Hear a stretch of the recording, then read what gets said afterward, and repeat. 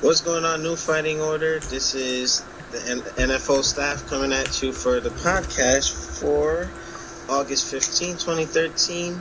And we're coming at you with 3 topics only. We're going to keep this pretty short because Nelson has to get ready to go. However, due to me having a change in my situation, we'll cover it in a part 2 sometime tomorrow. But, you already know who the staff members are with their names, so I'm going to cut the introduction, so let's jump right into it.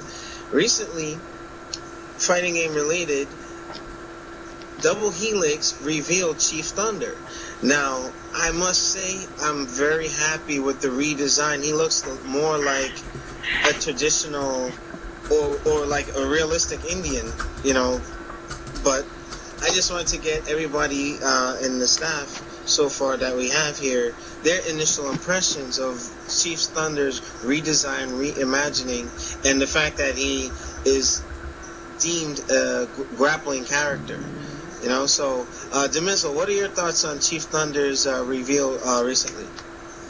I thought it was great. I loved it. He's one of my favorite characters in Killer Instinct.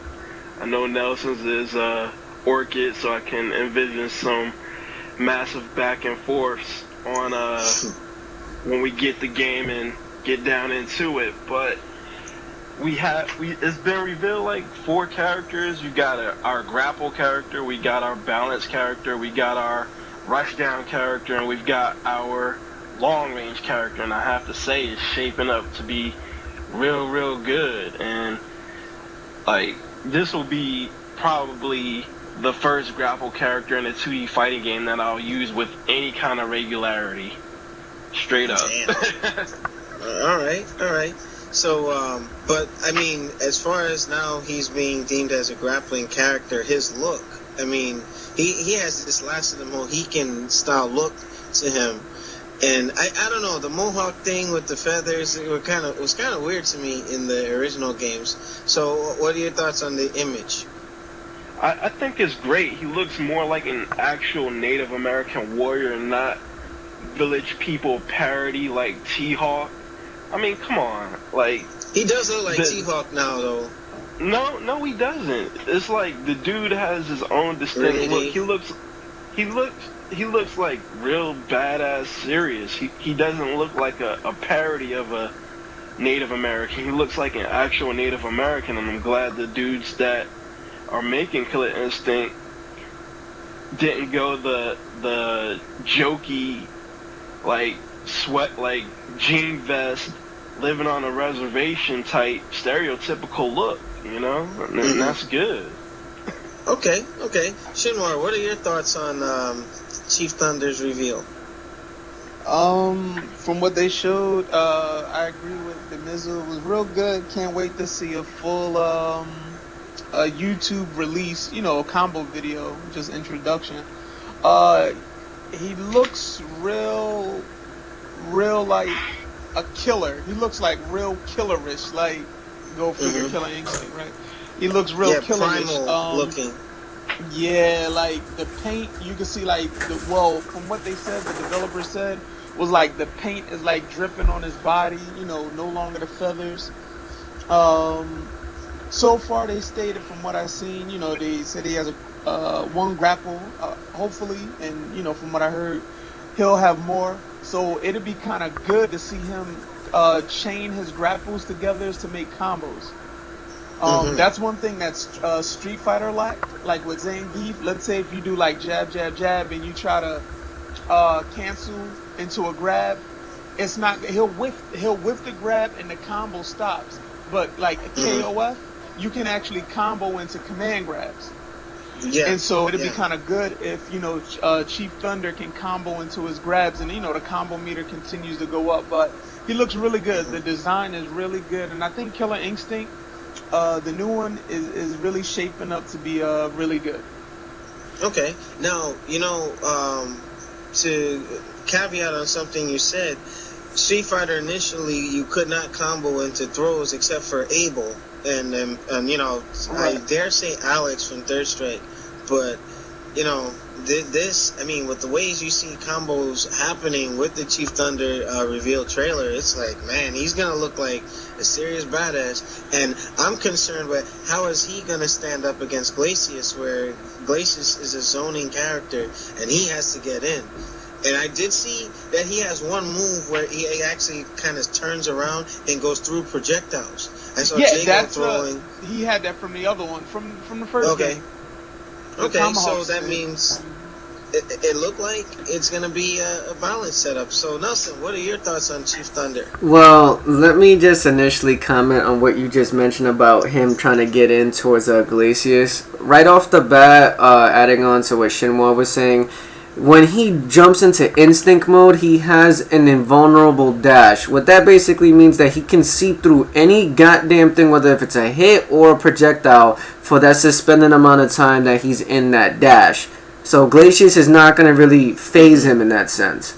But the look, the effect, and the style of how Thunder looks now is completely different. It's like a complete overhaul on his original form back in 1994/1995. He's no longer with the mohawk with the feathers that glows when you can uppercut with it and stuff like that. But I'm glad that they kept the originality of some of his moves, like the turnaround spins with the 2-hit tomahawk combo, the thing that he hits you up in the air with the uppercut. He has a command grab now where he stomps you on the ground 3 times and he electrifies you. And he has like a shadow priority now where he gets 1 hit of armor and he kind of like chops your kneecaps. So it's very... Oh, yeah, I remember that. It's very, very cool how they're integrating, like what you was mentioning before, with the whole comboing into a command grab, and he is able to do that, such as Iori from Kings of Fighters, or as you said, Abel from Street Fighter 4. Okay. Hey. And... yeah, go ahead, Shimura. No, but did you see, it looked like he did the uppercut move and then came down with the stomp like Alex from Street Fighter 3? I don't know, did you notice that? Yeah, that's the uppercut. That's when you do his EX form of the move. That's when that happens. Like when you do it normally, it's just like a normal random uppercut. But when you do like the EX version of it, he'll come down and stomp on you relentlessly with lightning. Yeah, that looks okay. Now, just in conclusion for this Cheif Thunder response from NFO, did you guys notice when he was walking out on his stage intro, how visceral, how realistic, how the clothes were moving on his body, how the attention to detail? I mean, damn. If a Street Fighter 5 is to come out in the year that it's designated to come out, Killer Instinct for the next gen is setting the bar. You know, once upon a time, that was like Dead or Alive, 4, which was, you saw all these nice textures. Now, this is really setting the bar, and I would like to see what future fighting games are going to have to live up to or try to exceed in terms of the sheer visuals that is Killer Instinct. You know, the stage that they had for him, and you see all the ravens flying around them. Beautiful. Simply, that is freaking amazing. Double Helix, thumbs up to you guys. That's a must buy for the Xbox One. So, anything in reference to that before we move on to our next topic? I don't know if Shinwar said this enough, but very good. the stage is very good. You know what? Let me ask you this question: do you think they should have kept the bridge, the wooden bridge? No. Like they kept it in spirit in that he's fighting up in a high up place. Yeah. Because you see kind of like a rock bridge, but not like the rope bridge that was done in the original Killer Instinct. But they kept that in spirit because when they zoom out, you see like the faraway background and everything going on in the background. So they kept that in spirit. So I'm glad they didn't go with an exact makeover for that stage, but I'm glad they like tip their cap to it. Okay. All right. And one final thing I wanted to say on the whole Killer Instinct thing, and Capcom, get it together. they went 3D on a 2D plane, and characters still have individual stages. Get it together, Capcom. Get it together. Hopefully for the next iteration of Street Fighter, we'll go back to the days of old. But I think that it's a labor thing. But Double Helix is showing that it can be done. So get with the program, Capcom. Anyway, moving on. News, and it's pretty much been beat with a stick already, but the Xbox One will no longer require the Kinect being plugged into the back of the system in order to function. For me, that's a great thing. And I was saying with Review Tech USA and John Carmack and all these guys who are not so fond of the Kinect, hey, at least you have an option now. Some of the developers who know that they're going to be using some of the functions with it, with their games, at least it's still packaged with the system. So it's up to the developers to say, hey, I'm going to use it, but now it's not required to work. The only thing you're going to lose are just the voice commands and all that extra stuff and the face recognition or whatever. So, Demiso, what are your thoughts on that? Does that actually help the Xbox One's negative PR? Or does that... I'll tell you where it helps at. It helps among the military community because I know you're still an active member of the reserves, and Shinwar and I were both in the reserves.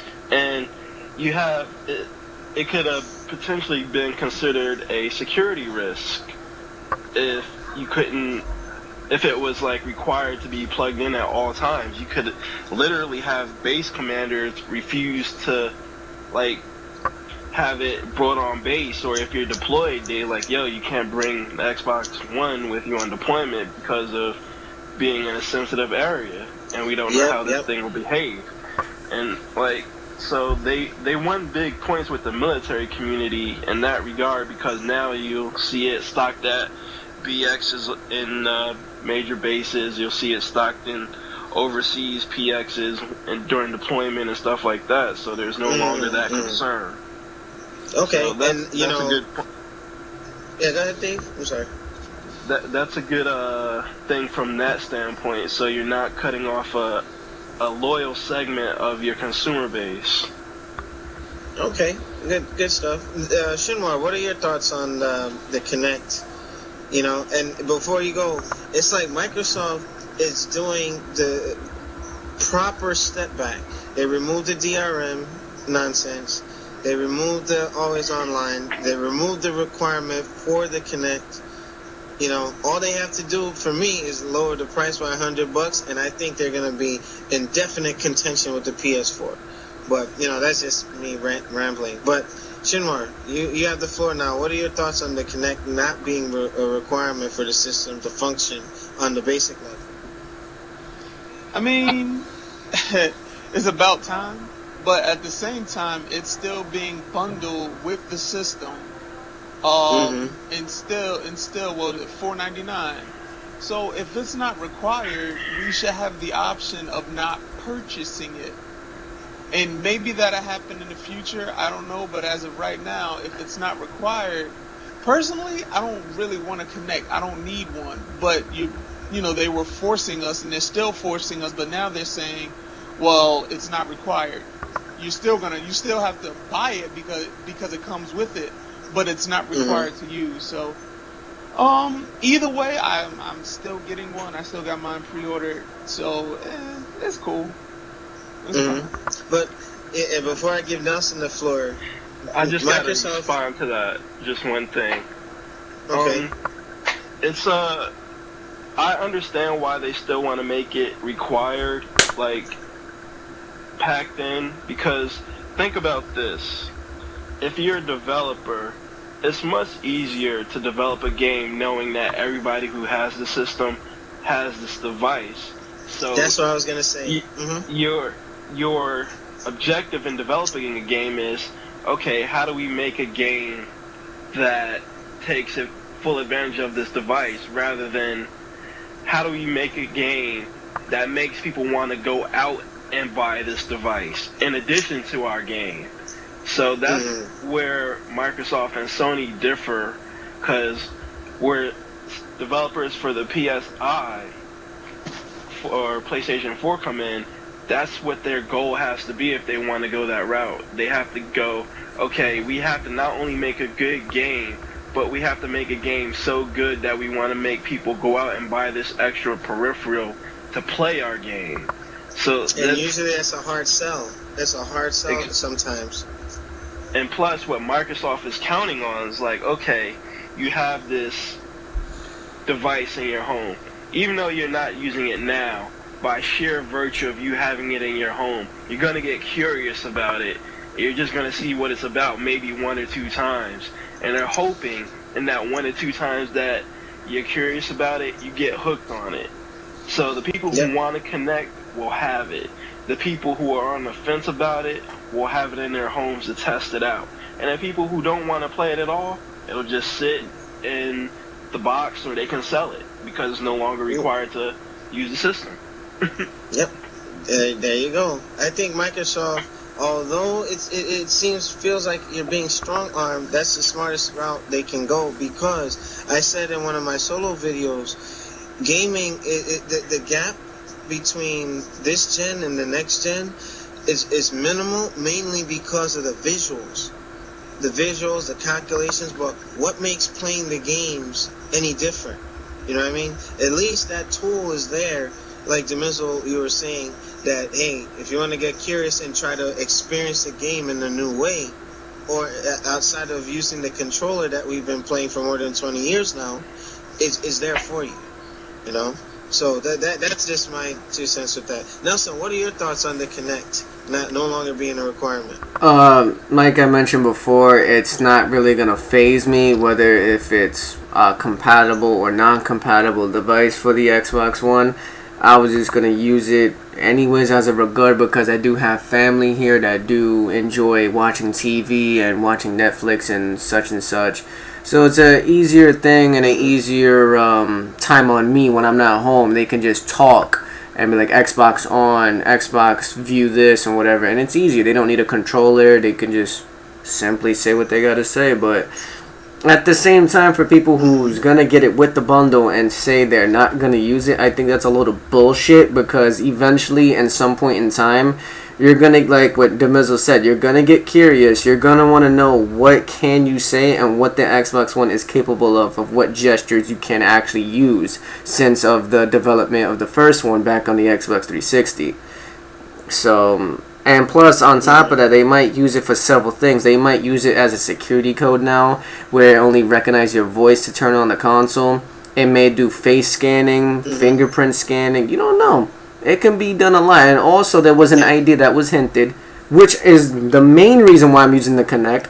For anyone that comes over the house, let's say if we have the NFO crew come, and we're playing Killer Instinct, and it sees that Shinwar and Alex walks in the room, it pre-configures their button schemes of what they're using, and they're ready to go. What the fuck? That's like the best idea ever. Yeah. Like, Nelson, I wanted to add on to that. Imagine, like, if something like that were applied to Mortal Kombat, Ultimate Marvel, Dead or Alive, Street Fighter, and all that, instead of now, going to, it's easy instead of setting up your buttons. Now, if they didn't remove the always online functionality, right, it would have been a good thing and a bad thing. More bad than good, but imagine if you go to a tournament and your system or your profile or your settings is on the Xbox cloud. You go over there to Evo or whatever, and it still sets your buttons. That would have been cool. Well, it can probably... It would have made things a lot faster. It can still probably be done, but the thing is, I don't know how far they're gonna take that step, because like I said, they was only talking about it in like an alpha build. They haven't really concrete the actual layout plan for that. I mean, that it's a great concept, don't get me wrong, but I don't think they're gonna do anything in the necessity of making it compatible with every game. I think it was just only meant for Killer Instinct at the time being. So, but that needs to be applied to other games. That's a wonderful concept, and I think that it needs to be adopted from other studios, developers. Hey, listen, That's technology. That's another way to experience your gaming. You know, I got something to say to ease. I got something to Yeah, go say to ahead, Dan. Microsoft on this. A great way to market to connect to people is appeal to people's base needs. Never underestimate the value of marketing laziness to people. If you can market being more lazy to somebody, people will jump all over that shit. Mm. Because people are always searching for something to make their lives more convenient. So if you can market being lazy to a person, you know how great that will be? And that's essentially what you're doing with the Kinect. You're marketing a more efficient way of being lazy. But at the same time, do you really want a huge society of gamers to be lazy and actually become fat and obese? Is that what you're trying to imply too? Well, but to counter that too, Nelson, the Kinect also, my sisters use the workouts and all that stuff. I mean, it's the Kinect can do so much. It could promote laziness, but it can also get people like The Biggest Loser. I that was one of the first games I got for the Kinect when I was living in Plainfield. And that's a freaking awesome game. I must say, all that workout stuff and you fit or whatever, I mean, that's pretty cool. It's just that it's a peripheral that you use to your discretion. Like, if you want to be lazy with it, fine. If you want to use it and work out, fine. If you just want to use it for Netflix and wave and do, I mean, that's the beauty of that device. So we'll see when the time comes out. I mean, all of you have valid points. So no one is like saying, hey, you don't know what you're talking about. It's just that versatile where you'll be able to use it any way you see fit. It's just in addition to your experience in the living room. All right? So, moving on to our final topic for the evening, Call of Duty Ghosts, the multiplayer reveal. Just some responses. And I'm actually going to take some digs at Halo because it's like Call of Duty somehow is making leaps and bounds with gathering the masses. You have Eminem featuring one of his new singles for the trailer of Call of Duty. It's like, I love Halo, you know what I mean? But they, 343 Industries has to get it together, you know what I mean? And maybe now, Demizel, Nelson, and I were talking earlier about just now with Call of Duty. It's seeming as if, okay, where can you go now with the game? What hasn't been done already? Now, for the first time in the franchise history, you're going to get semi-destructible backgrounds. Now, Demizel had informed me there's only 2 that will do this, but most of you who already play Battlefield will know the changing dynamics of the battlefield. I would love to have seen that in Halo. Imagine you have somebody camping in one of the buildings over in Blood Gulch or whatnot, and you can start just caving it in or breaking it or something like that. That's something I see I would like to see in the foreseeable future for the first-person shooters, where it's like it comes to a point where there's no place to hide, But Demizel, what are your thoughts on the whole Call of Duty reveal? And I'm going to give Nelson the floor right after because I know you're probably going to have to joust it out a little bit. But yeah, go ahead. You got the floor. I was not impressed. Like, I wish I had sound effects. Like, overall, I was not impressed by the reveal. There were a lot of things that I didn't like. Like, I didn't like that they're taking away the majority of the air support kill streaks and replacing them with ground-based kill streaks. Like, one thing that I really hated about Call of Duty Black Ops 1 was dogs, because it was so random. Like, normally kill streaks, you can control where they go and who they hit and what part of the map they go on. So you can pretty much plan your escape route from a kill streak if need be. But stuff like dogs is just so random and they go anywhere on the map. And you're like, you could be chasing someone down. The next thing you know, you got dogs on you. There's gonna be more of that because there's gonna be more of that because there's gonna be more ground-based kill streaks instead of aerial-based kill streaks. I'm not a fan of that. One thing I do like is like even though the knife is still one-hit kill, it's an actual animation instead of just a swipe animation. You just keep running. You have to actually plunge the knife in. The animation actually plunges the knife into the guy, so you're vulnerable for that period of time. And while you're stabbing somebody, you can be killed in that brief instance where you're plunging the knife in. So I did like that, but overall, I wasn't impressed with the details that we got. Maybe when they come with more, since Nelson told me earlier that the multiplayer is still being worked on as the single player is essentially done. When they come with more details, maybe my opinion will change, but as of right now, I'm not impressed by it. Okay. Now, Shinwar, I know you're not a Call of Duty player, but just saying, like, in terms of what I was mentioning earlier, like, Halo needs to pick up the pace a little bit, because for me, Halo was it, you know what I mean? And then I got exposed to Call of Duty, and then I play Halo for the campaign. I love the story, but the multiplayer, I'm sorry, Call of Duty got it. But Halo, in terms of vehicles, and Battlefield, in terms of vehicles, they trump Call of Duty. Call of Duty is more of that run and gun, that faster paced game. But if some of those features were introduced to Halo, and then some of those features from Halo are introduced to Call of Duty, do you think you could ever see yourself playing that franchise, the Call of Duty franchise?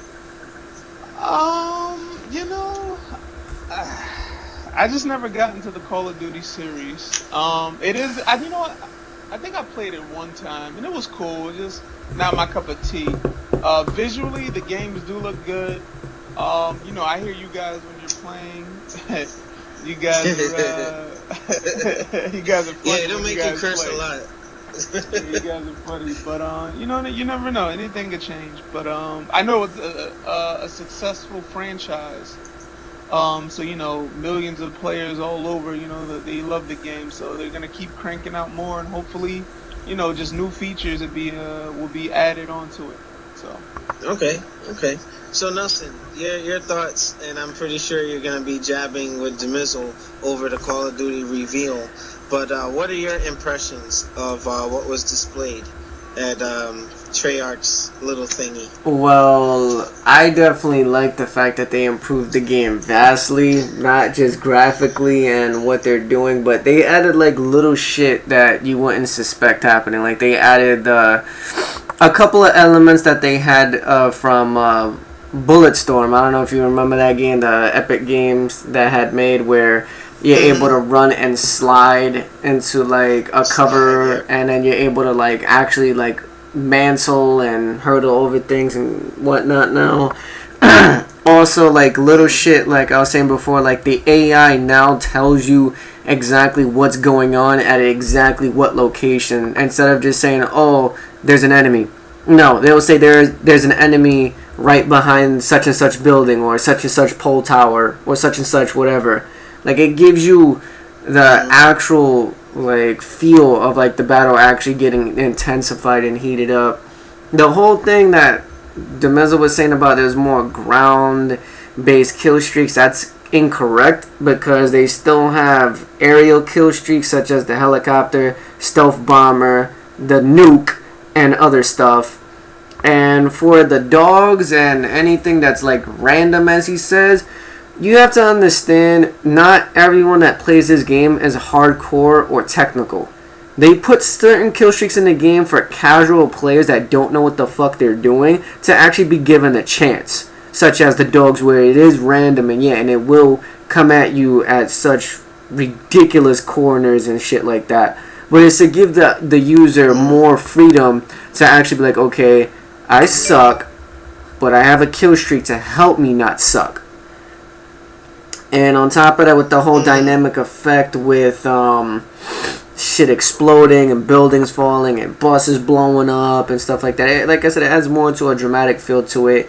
And I like the fact that how their audio is on point now, where you can be inside a small little container and you shoot a gun and it sounds one way, but then when you're in an open field in a big area, it sounds differently. Like it changes instantly in that vast moment. So okay, that's more detail being added with the computing powers of the PS4 and the Xbox One. Right. But I do have to say, I see where DeMizzle's going with the dogs, and I agree to believe it or not, DeMizzle and I do agree, New Fighting Order fans. But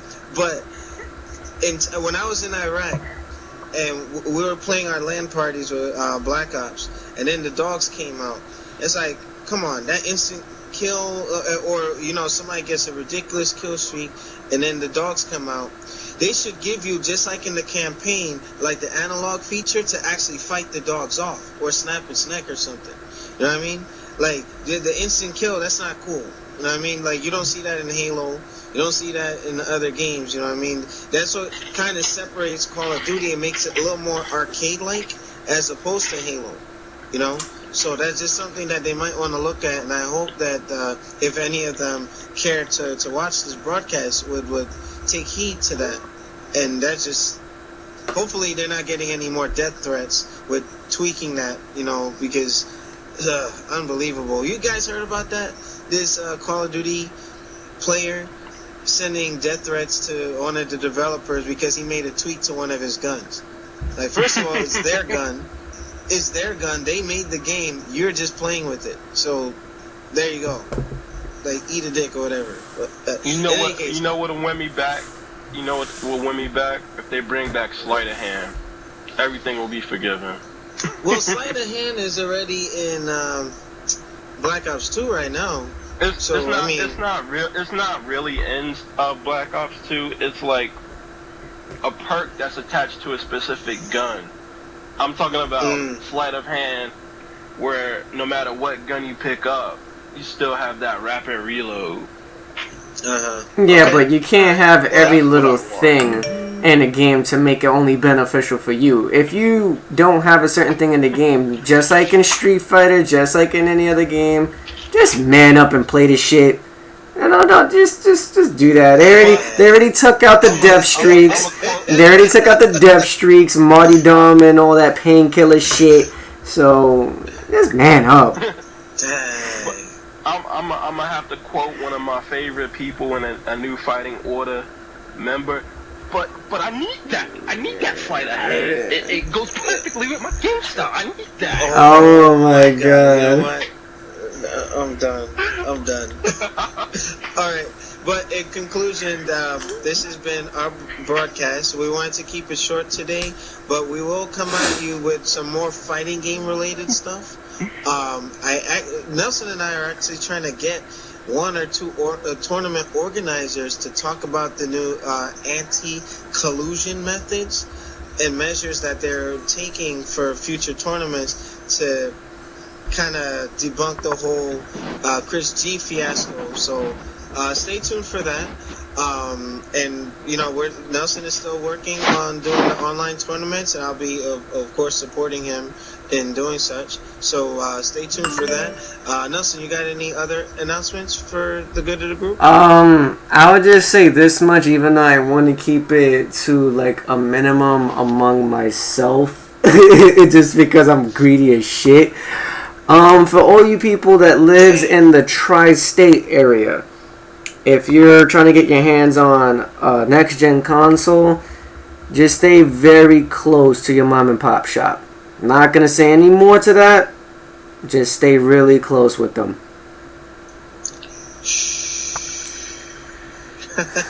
Alright, so DeMizzle, Shinwar, any final words before we sign off tonight? Alright, I got one last thing. This goes out to Chris G. Sanford. You fucked up. You know that, right? You fucked up. You really fucked up. And you know what they're saying? You know what they're saying to us? They're saying, "You mad, bro? We mad. We mad, bro? Ha ha ha. I know we mad." Well, I'm just saying. Hey, Shinwar, any final words on the Cheif Thunder, Kinect, or Call of Duty before we sign off? No final words.